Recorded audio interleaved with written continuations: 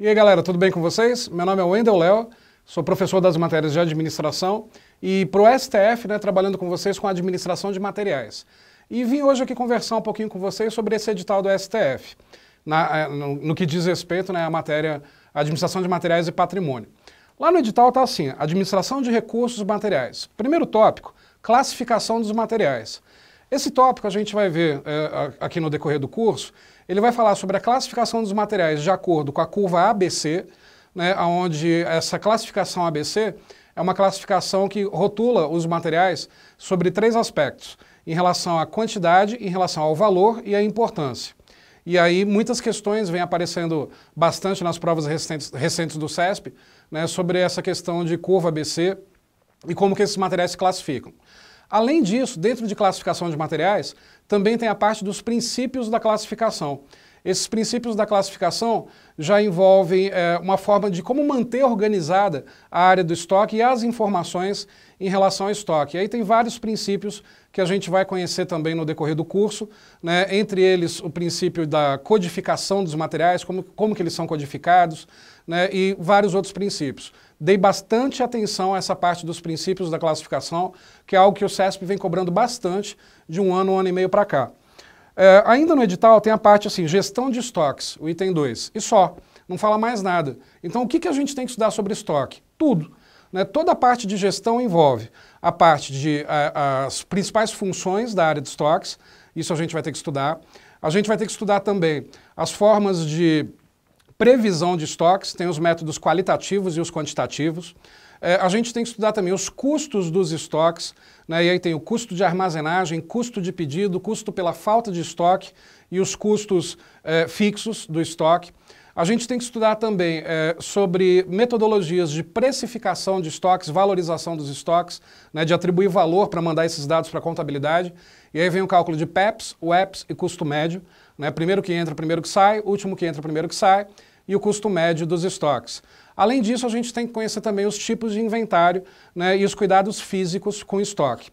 O item 3, ele já fala da parte de compras, como é que o setor de compras se organiza, as etapas do processo de compras, que a gente vai ver logo no começo do curso e logo mais ao final com um pouco mais de detalhamento sobre como os cuidados que essas compras devem ser feitas. Deem bastante atenção também em relação à escolha dos fornecedores e os critérios para a escolha dos fornecedores, que é algo que o CESP vem cobrando bastante. Um outro tópico que é dentro do edital está assim, compras no setor público, que é o item número 4, aí fala objeto de licitação, edital de licitação, recebimento e armazenagem. Desculpa, edital de licitação. Essa parte é 8666. Então, quer dizer, essa parte está dentro de administração de materiais, mas vocês estudam no curso de 8666 com o professor dessa matéria. Claro que a gente vai citar alguns pontos, mas são questões tiradas propriamente dito da lei.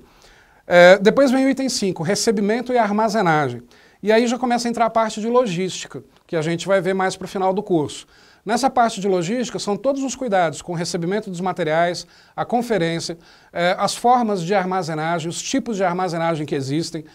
Existem os tipos de armazenagem por tamanho, por frequência, por agrupamento e armazenagem especial. Deem atenção para esses tipos de armazenagem também. Além disso, existe a armazenagem centralizada e a armazenagem descentralizada. A gente pode armazenar tudo num único local dentro das organizações, ou a gente pode armazenar os itens próximos às áreas onde eles serão utilizados. E aí tem as vantagens e desvantagens desses critérios de armazenagem. Além disso, no edital também tem a parte de distribuição de materiais, entendam isso como logística, é a parte de logística inteira. Então, distribuição de materiais ou logística envolve movimentação, armazenagem e embalagem. Além disso, o conceito de cadeia de suprimentos, em inglês Supply Chain Management, e o próprio conceito de logística, com a origem da logística e a logística moderna, como é que ela se conceitua. E aí depois vem a parte de gestão patrimonial, falando de tombamento de bens, controle de bens, inventário, alienação, são todos termos que a gente vai ver mais para o final do curso. Esse curso, então, que vocês vão assistir de administração de materiais, ele está recheado de exercícios. Vocês vão perceber que a cada conceito, eu coloco exercícios de provas passadas sobre o assunto e para garantir a aprovação de vocês. Esse curso serve tanto para o concurso de nível médio quanto de nível superior. Embora num dos editais estejam apenas noções de administração de materiais, não tem essa especificação, mas quando se fala noções, é para saber tudo. Não se engane com a palavra noções, né, que geralmente noções você acha que é um conhecimento superficial, e não é. Para fechar, então, esse detalhamento do edital, vou passar aqui para vocês uma dica de algo que caiu recentemente na prova do Bacen. Lá caiu sobre a fórmula do custo de armazenagem. Como o CESP geralmente usam os mesmos assuntos nas provas sequentes, que vem na sequência, provavelmente esse assunto venha a se repetir. Não, claro, caindo a fórmula, mas talvez o cálculo. E a fórmula do custo de armazenagem seria qual? Custo de armazenagem é o custo de quanto custa manter guardado aqueles materiais. Então o custo de armazenagem, ele aumenta toda vez que eu aumento a quantidade de caixas. Ele diminui toda vez que eu diminuo a quantidade de caixas no estoque. Nunca o custo de armazenagem será igual a zero. Porque se eu tenho espaço físico, embora eu não tenha caixas lá dentro, ainda existe o custo do espaço físico. O custo de armazenagem só será igual a zero a partir do momento que eu não tiver nem o espaço físico para guardar os materiais. Então qual que seria a fórmula do custo de armazenagem? Bom, se a quantidade interfere no custo de armazenagem, essa é uma das variáveis da fórmula. Então a quantidade. O tempo que essas caixas ficam armazenadas também influencia no aumento do custo. Então vamos multiplicar isso pelo tempo. Nós pagamos por essas caixas um determinado valor. Então existe um preço de cada caixa. Vamos colocar aqui o preço. E o enunciado, ele sempre vai dar para a gente o chamado coeficiente de armazenagem, que é um coeficiente que mostra quanto que custa guardar cada caixa em relação ao percentual do seu próprio preço.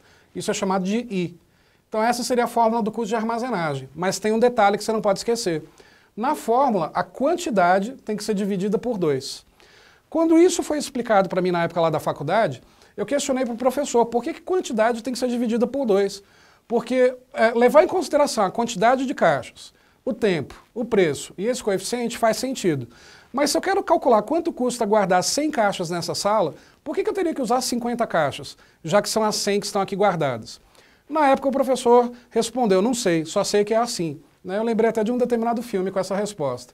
Mas aí, anos depois, estudando e nos preparando para dar aula do assunto, qual seria o motivo, então, que, estudando, a gente descobriu dessa quantidade ser dividida por 2? Uma das coisas que sempre cai em provas de administração de materiais são os chamados gráficos dente de serra. O que é um gráfico dente de serra? Ele tem esse nome em função do seu formato, que lembra os dentes de um serrote. No eixo X, é o tempo passando. No eixo Y é a quantidade sendo consumida. Então percebam o seguinte, nesse exato momento do estoque, é o nosso estoque máximo. Então vamos supor que aqui eu tenho 100 caixas no estoque. O tempo vai passando, vamos supor que aqui está em intervalos de meses, e aí um mês se passou, e nesse exato momento do estoque, o que tem que acontecer? A reposição. É o momento que o estoque tem que chegar ao nível máximo novamente. Percebam o seguinte, no início do mês eu tinha 100 caixas, no final do mês eu não tenho nenhuma. Eu não tive as mesmas 100 caixas ocupando o estoque o tempo inteiro. Então, por que essa quantidade é dividida por 2? Se você analisar aqui esse intervalo, se eu tivesse as 100 caixas o tempo inteiro, nós teríamos o equivalente a todo esse retângulo ocupado pelas caixas. E aí não haveria necessidade de dividir por 2. Mas percebam que as caixas foram sendo consumidas com o passar desse mês, chegando a 0 ao final do mês. Então, o que a gente percebe? A área ocupada pelas caixas até o final do mês equivale ao quê? A metade desse retângulo. Equivale a esse triângulo aqui que eu estou pintando agora. Então, se equivale a metade desse retângulo, por isso a quantidade tem que ser dividida por 2. Essa é a razão do custo de armazenagem ter que ser dividido por 2 e jamais esqueçam disso, senão você vai errar na hora da prova. Quando cai para fazer o cálculo na prova, o enunciado é obrigado a nos dar todas essas informações. Colocar para a gente qual é a quantidade, qual é o tempo, qual é o preço e qual é o coeficiente. Cuidado na hora da prova. Se falar em quantidade anual, o tempo tem que ser em anos. Se falar em quantidade mensal, o tempo tem que ser em meses. Muitas pessoas confundem colocando a quantidade anual e o tempo, por exemplo, 12 meses. Aí não, você tem que colocar um ano para o cálculo dar certo. Ou dividir aquela quantidade do ano por 12 para colocar a quantidade mensal. Então, cuidado, caso apareça essa fórmula na prova, de não esquecer de dividir isso daqui por 2, como apareceu na prova recente do Bacen, perguntando qual era a fórmula do custo de armazenagem. Galera, sucesso para vocês, boa sorte, aproveitem o curso E não deixem de mandar para mim um e-mail solicitando a apostila completa de administração de materiais e na volta, né, devolvendo esse e-mail para vocês, eu coloco lá todos os meus endereços de Facebook, o grupo que eu criei no Facebook chamado Administração Total, onde eu comento as questões no mesmo dia das provas, para que vocês possam acompanhar, discutir, debater e a gente ampliar os conhecimentos. Fiquem com Deus, sucesso nessa prova do STF, contem comigo e com o Estúdio Aulas para sua aprovação. Até mais, galera!